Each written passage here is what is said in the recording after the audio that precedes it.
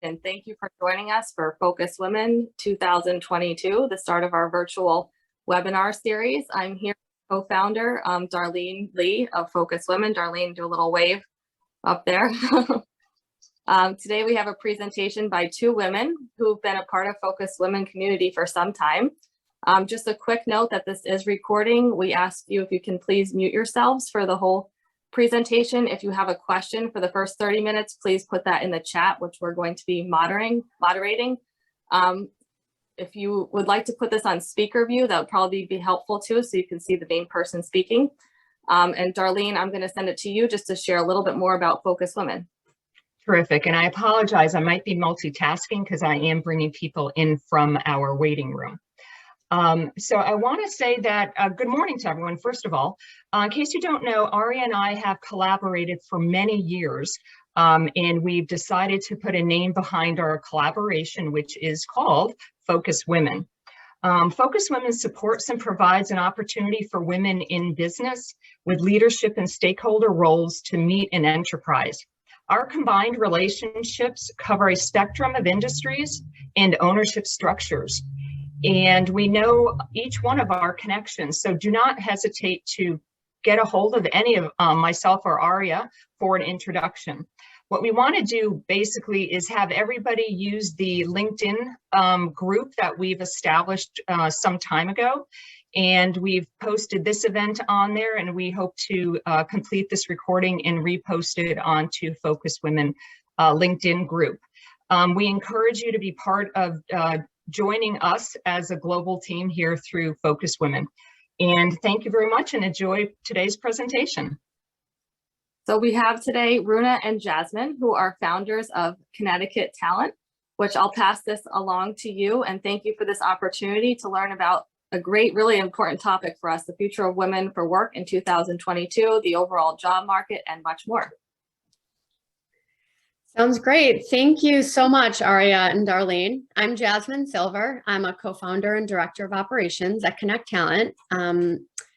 I just wanted to quickly thank Aria and Darlene again for the intro and also just for creating Focus Women. I loved hearing a little bit of the backstory that you told just now, and I think it's such a great idea and such a useful platform and connector for professional women. So we're so happy to be here today speaking with you all and to be a part of this special network of women. I think we've all experienced to some degree, women in the workforce have unique challenges. And while our recruiting company, which we'll introduce in a little more detail in a few moments, while we help professional women in a different way than Focus Women does, we're both working towards that same goal, which is lifting women up, supporting each other. So we're just grateful for this collaboration. I started my career as a divorce litigator in New York City.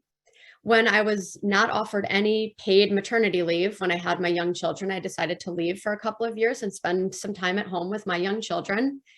We moved out to Fairfield County from New York City, and initially I went back, part-time remotely, and it just wasn't a fit for my life at the time. It was the kind of position where 1 month I would get 100 hours of work. The next month it would be nothing. It was really difficult when it came to, childcare and planning. It just didn't fit. And, I really wanted to make an impact locally and find a job that worked for my life. My business partner, Runa Knapp, she is a CPA. She worked at KPMG for her entire career before she took some time off to be with her young children. We met when our sons were in preschool together. They're actually still friends. And we started having conversations about how there were no resources for professional women and mothers like us. We felt like there was a void of job-seeking avenues for, again, mothers like us who are eager to return to work, but also seeking a work-life balance. And in the careers that we had chosen, work-life balance wasn't a thing. So we created our recruiting company, Connect Talent, and it's evolved into something bigger than, we both could have imagined at the time. And it's really exciting. Runa and I, we share a passion to serve others, particularly women. We love making meaningful connections. We enjoy helping women refine their resume and redefine their career goals. And we really enjoy working with corporate clients to increase diversity and inclusion on their teams. And we love giving talks like these and providing insight into what we're seeing in the industry. So I'll shoot it over to Runa now, who will speak with you all in a little more detail about how our recruiting company works. And then I will jump back in and start talking about some trends we're seeing for this year in hiring, both on the candidate side and on the employer side. Thanks, Jasmine. Thank you again, Darlene and Aria, for having us for today. So just a little bit of background on our company. We have been in business coming up on 3 years now. We operate as a typical recruiting agency. We work with both the candidate and client side. Candidates join our network for free. Clients, they're looking for all different types of things. One thing we aren't specific on is industry. So we've worked with everything under the sun, marketing, law, finance, nonprofit, PR, small businesses, all over the arena. It really is, our niche really is the female talent in Fairfield County, particularly a lot of mothers returning to the workforce. So, one thing I will say for any job seekers that are on this call, don't sign up to work exclusively with any one recruiter. We don't ask our candidates to work exclusively with us, just so you have the most options out there for your job seeking journey. On the client side, we'll help draft and review job descriptions, advise on staffing needs. A lot of times they come to us asking, what are you seeing in the market in terms of pay? So we'll give some, trends on that, sourcing and screening qualified candidates, and we support them throughout the whole interview process, both on the client and candidate side. Just a few statistics quickly, I'll keep this part brief. We have 92% of our placements have been women since we started. 84% of those have been mothers. We have grown beyond the East Coast, but still, I think that this particular area is truly unique, especially Fairfield County, because there's such a high concentration of highly educated women who are really looking to return to the workforce. And, later in this presentation, I'm going to touch upon different scenarios, whether you're looking to pivot, whether you're looking to return in a position that you were in 10, 15 years ago, even 5 years ago, just kind of your best options for securing your next job that works for you. So with that, I'm going to turn it back over to Jasmine to talk about what we've been seeing in 2022, end of 2021 in terms of job trades. Thanks, Runa. We'll be switching back and forth a little bit so you don't have to listen to one of us talk for too long. So I'm going to discuss job trades, like I mentioned, and I also wanted to just let everyone know that what we discussed today is mainly based on our anecdotal observations and through our work the last 3 years. It's not necessarily based on studies or statistics or global trends, although of course there's overlap, and often what we see mirrors the trends that are happening more nationally or globally. But I just wanted to let you all know that these are kind of based on just what we're seeing with our company. So on the candidate side, I'd say there's a couple of categories that are in high demand, both right now and kind of historically over the past couple of years. I would say in the marketing, social media, and PR kind of world, we get a lot of small businesses who are looking for that jack of all trades person within the marketing, social media, or PR world. So someone who can do the strategy as well as execute. So, if you work in a role like that, you may be kind of doing tasks that you would have done years ago or that someone junior to you would normally do at a large company. But these small companies really want that kind of soup to nuts person that can do it all. So that's something to think about, if you wanted to up your social media training or something like that. In financial services, particularly operations and accounting, we see a number of roles. Sometimes we say we could just make a whole business out of, filling accounting roles. And legal, we get a number of law firms seeking paralegals, lawyers. We're also working with financial services companies that are also seeking paralegals or legal assistants. So those are always in high demand. And one thing we're seeing that's really encouraging are these financial or investment companies or law firms who are traditionally thought of as more old school and, into more face time and office time. They're really evolving, and, they're providing much more flexibility and more regular hours in years past. So, that's something that we're seeing also in that industry. and always administrative candidates. They, you know, and companies, small, mid-sized to large, all industries always looking for a high quality, highly organized, self-starter administrative candidate. So that's another industry that we kind of just see all the time, looking for candidates. And then one thing we saw in 2021 specifically was an increased demand for seasonal or freelance workers, specifically in accounting, as we placed several seasonal candidates at a large accounting firm last year. And I think it's because so many industries got extra busy last year. They weren't sure if it would persist, given, you know, kind of the volatility of the years before. And so they preferred to hire seasonal employees at first.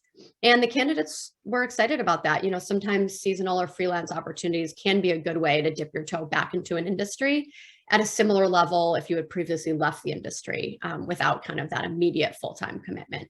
So those are a few trends that we've been seeing on the candidate side. Moving to the employer side, I would say we kind of broke it into 4 main trends that we're seeing for 2022 and beyond.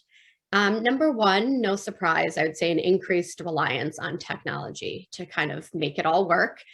Runa and I have been reliant on Zoom for years now. It's been great, which, you know, I had never heard of Zoom like 3 years ago, but now we're reliant on it. And, you know, there's Slack and there's all sorts of, you know, messaging and all different kinds of technology that companies are relying on. I'd say the next trend, as we discussed a little bit, is increased flexibility. Some examples that we're seeing are, we're working with 2 large companies right now that provide its employees a small local satellite office, so they don't have to waste those 4 hours each day commuting back and forth to the city. So that's a great example of flexibility. We're working with a small company that's splitting 1 full-time role into 2 part-time roles. We're working with a law firm who's seeking a lawyer to help remotely part-time. So that would be someone who's looking to kind of scale back or step back in from a break. A financial services company that gives its employees the option to structure their 8-hour work days in whatever way works for them. So, you know, if you happen to have a late school drop off, you can go into the office at 9:30 and work till 5:30. If you happen to have an early daycare pickup, you work 8, you can leave at 4. You know, they are trusting their employees to get the job done in the 8 hours that work best for them. We work with a number of companies that are offering its employees the option to work from home regularly, 1 day a week, 2 days a week, 3 days a week, a couple times a month. Anything is appreciated. And we're also working with companies that offer family-friendly benefits to their employees, like subsidized childcare or education. So those are some great examples of different ways that companies are incorporating flexibility, and they're getting, you know, much higher quality candidates because of it. I'd say the third trend that we're seeing on the employer side is a real push to increase diversity. So companies that are actively trying to recruit and foster a diverse workplace, sometimes their first step is coming to us because they know, you know, we have that diverse talent. We're known for our female talent in particular, and coming to us is really the first step, as well as acknowledging, you know, we need more diversity on our team, or we want more diversity, or in some cases, our clients are demanding that we have, you know, more women on our team or more diversity. So that's a trend we're seeing, is that more companies are coming to us with that specific goal in mind. And we think it's great. And one thing that we kind of encourage our clients to do when they say to us, you know, we're looking for more diversity on our team, is we say, okay, well, I think maybe you need to broaden your requirements a bit and think about interviewing a more out of the box candidate, we would call it. So, you know, whether that's a mother who's returning to the workforce who hasn't worked for several years, and, you know, it's a resume that they may have passed over in the past, or it's a candidate in a parallel industry who's looking to pivot, but it's clear that, you know, they can get the job done and they have the proper skill set, it's just not in that exact industry. So, well, first of all, this push for diversity is good for these pivot candidates, because if you are looking to switch, companies are a little bit more open to, like I said, broadening their requirements. And also working with a recruiting company like us can help, because we can kind of connect the dots for employers. Whereas, you know, if you just sent your resume, they may say, oh, this doesn't make sense. You know, this person hasn't worked in 3 years, or this doesn't make sense. They've never worked in this industry. And we can kind of say, to the employer, you know, if you don't want to hire a carbon copy of everybody else that's on your team right now, you have to just broaden it a little bit and take a look at this candidate. So those are some trends that we're seeing on the employer side. And one last trend we're seeing is that employers are more often now listening to their employees and really trying to, you know, make it work. Again, you know, companies that required their employees to be full-time in office in mid-2020 listened to their employees and thought, you know, okay, they need this flexibility, or they need this, you know, additional provision. We're going to listen to them and give it to them. Otherwise, you know, they may leave. So that is definitely a trend we're seeing also, which I think is great. And, you know, fingers crossed that in a few years, these 4 trends I mentioned, technology, flexibility, diversity, listening to your employees, I hope they're the workplace norm, you know, rather than these kind of novel concepts that we're still trying to convince companies to implement. But Rune and I are very encouraged by the conscious effort we see so many companies making now to ensure that these concepts are a reality in their workplace. So before I send it over to Rune, I just figured while we're discussing trends and what we're seeing in hiring, 2 roles that we're seeking to fill right now. One is a part-time operations / HR, a little bit of office management for a local marketing agency. It's about $40 an hour, 2 days a week. And we're also seeking a full-time marketing associate for an asset management firm in Greenwich. Compensation is about $100K. It's a hybrid arrangement, and the hours are, you know, approximately 9 to 5. So if you know anyone, or if you know, may be interested in learning more about this, please feel free to reach out to us by email and connect. Go ahead, Rune. Can I jump in for 1 second with a question? Go ahead. Of course. So are you seeing a lot more women with the pandemic deciding, hey, you know, this kind of worked before, but now I've been home with my kids more. I don't think this is ideal for me. Maybe my employer is still trying to keep me in the office. They're not as flexible. Maybe I want to pivot what I'm doing. Do you think people are starting to, in the last 2 years, have decided they want to pivot and change their career path? And, you know, are you able to help coach with that to get them new positions? Yeah, absolutely. I mean, I'm going into a whole kind of different scenarios for when you are in that, you know, situation where you do want to pivot and don't want to go back to where you, you know, left the workforce. So, you know, just I'll touch on that right now. Just, you know, workforce reentry, how can women best position themselves when re-entering, when to pivot, when to look for a new job? I think a lot of it is very personal.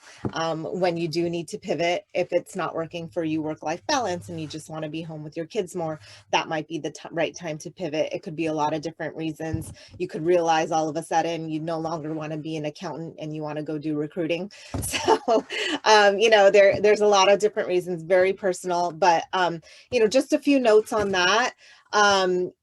If you don't want to return to the workforce, you know, in the same environment you left it, I think your best option, and I think everyone kind of cringes at this word, is networking. This is a great opportunity here. We're all networking. It really is the single best avenue, especially when you're not working with a recruiter, you're doing this job seeking on your own. Tap into your professional and personal networks. Jasmine and I have booked radio show gigs because of a talk she had with a parent at a soccer game for her kid. So, you know, it's very important. No networking is too small. I mean, it's kind of, you know, it is tough when you're kind of pushing your own agenda, but that's kind of how everybody finds the positions that work best for them. So I will say number 1 is network. Number 2, and the younger generation is really driving this right now, is finding a company you're passionate about. So it's not just going to the office, making a ton of money, and that's it. Now, candidates more often than not are really trying to get behind a company with a mission that excites them. And on that note, we've had quite a few pivoters in our network. For example, pre-COVID, this actually happened right around COVID. A woman in our network was in the hospitality industry. That industry took a huge hit. She was doing nothing close to what she ended up getting a job for, and that was at a nonprofit she was very passionate about. Nonprofits are great if you can get behind that, because oftentimes they can't afford to hire a full-time employee. They might bring someone on part-time if that's what you're looking for. And you know, I think a lot of people find their causes and their passion in that arena. The other one, you know, I have another example of a situation where we had a candidate who was a head of HR and ops at Amy's Bread. She ended up becoming a very successful consultant at a company that supports benefit corporations. So, you know, if you can't, you know, if you're struggling with where do I go back into the workforce, what's going to work for me, think about it. You know, it's all personal, of course, but think about what is it that excites you? What is it that you want to, what type of company do you want to get behind? And that's really where you can start. The other thing I would say, let's say you want to do a more corporate job. A lot of what we're finding and a lot of placements we've recently made are very technical based, in that technical skills that you can pick up on your own. So for example, we had a advisory company recently in the fall come to us asking for somebody with Salesforce experience. Our candidate hadn't worked in 7 years, took it upon herself to educate herself in Salesforce, got accredited for the highest Salesforce certification, and she got the job. So, you know, you could do things. Salesforce is one of them. We're seeing even, actually the one Jasmine just spoke to, the marketing associate, their only requirement is that you have advanced Microsoft Office Suite skills. So Excel and PowerPoint. So if you go and you don't have it today, you can go take lessons online and educate yourself in that arena. That's, you know, clients are really looking for these kinds of things. Another one is QuickBooks, another huge opportunity there. We've had, that's a very high demand job in general. Like Jasmine said, accounting is always wanted. We also had a candidate who left a hedge fund as the head of ops, and she went and, you know, wanted to be home with her kid and said, okay, I'm just going to take some QuickBooks classes, became a certified pro in QuickBooks, and now all she does is take on clients to help them through their accounting. So you know, there's several tools out there. I think the marketing generation, there has been quite a few women who have like fallen behind in that realm because so much has changed in that arena. So that's another one that you can educate yourself on and try to go for those types of positions.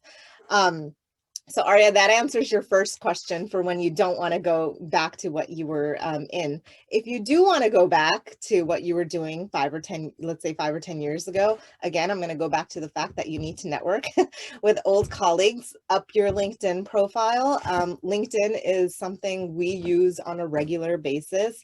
I'll say I skip over people who don't have LinkedIn pictures or who have selfies in their car.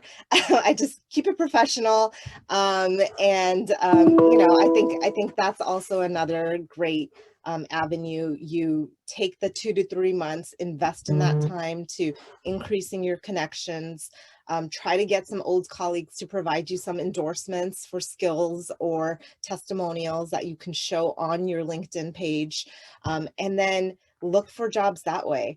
You know, I know sometimes it does get difficult because you'll be applying blindly to different positions, but you can tailor your resume accordingly to get some hits. And if you have a great LinkedIn profile, recruiters will reach out to you 100%. So I think that's a really good, you know, really good pointer in terms of your job search. And with that, I am going to turn it back over to Jasmine, and I'm sure there's some questions out there we'd be happy to answer, but Jasmine, if you want to take it. Yeah, sure. Before we take a few questions, we just wanted to thank you all for listening today. You know, along the lines of Rena's networking tips, we love making connections locally all around the country with other women, either as candidates, clients, or as partners. We enjoy doing talks and events like this. We're happy to collaborate with complementary women-focused companies. So, you know, please follow us, reach out to us on social media, email just to say hello or to inquire about a job, see if we can help you as a client or a candidate. And thank you again for listening. We hope you found it interesting. And, I'm sure there's a few questions and we'd be happy to answer them. Thank you both. We really appreciate it. Thank you for all the tips. If anyone has any questions, you can unmute yourself now.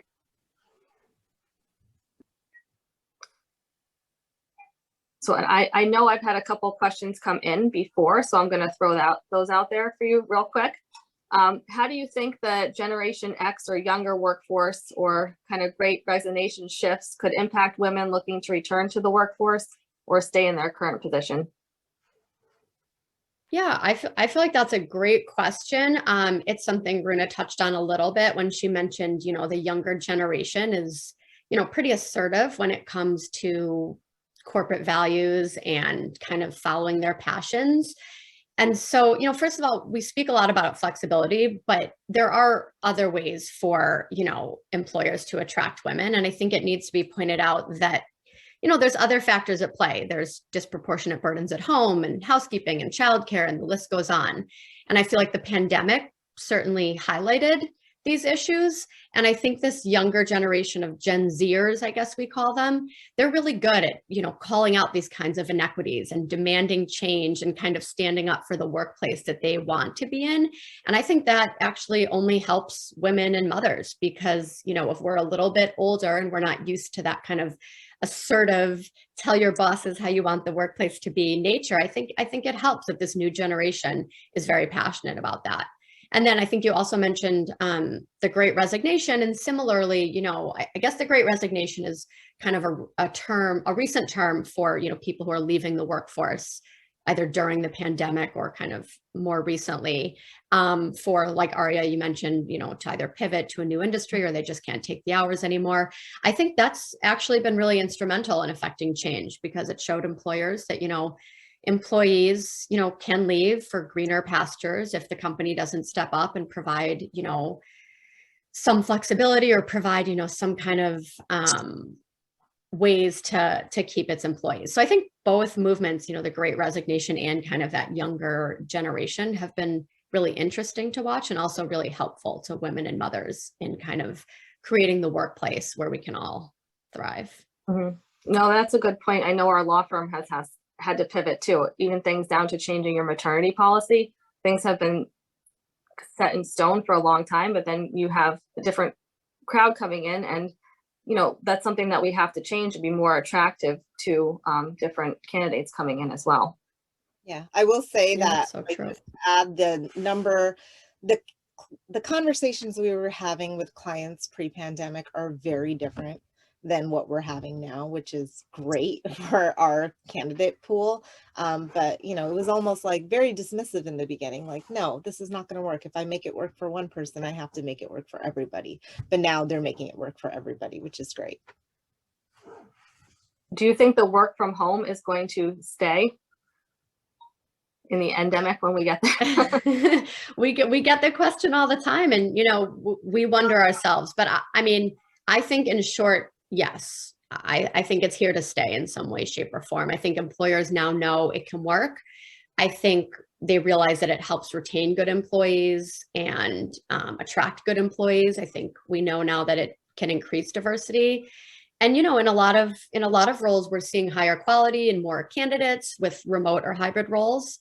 Whether it's, mothers who otherwise wouldn't work if it weren't a hybrid role, or, if it's a completely remote role, you can source outside of your local bubble, which can sometimes get you, a different quality candidate. So yes, I think it's here to stay in some way. I hope so, because I think it's a really positive change. So I'm gonna put myself in, I'm looking for a job right now. And I've applied to numerous jobs online and haven't heard back. Is there anything that I could do differently, do better? Yeah, I think this is a struggle a lot of candidates have.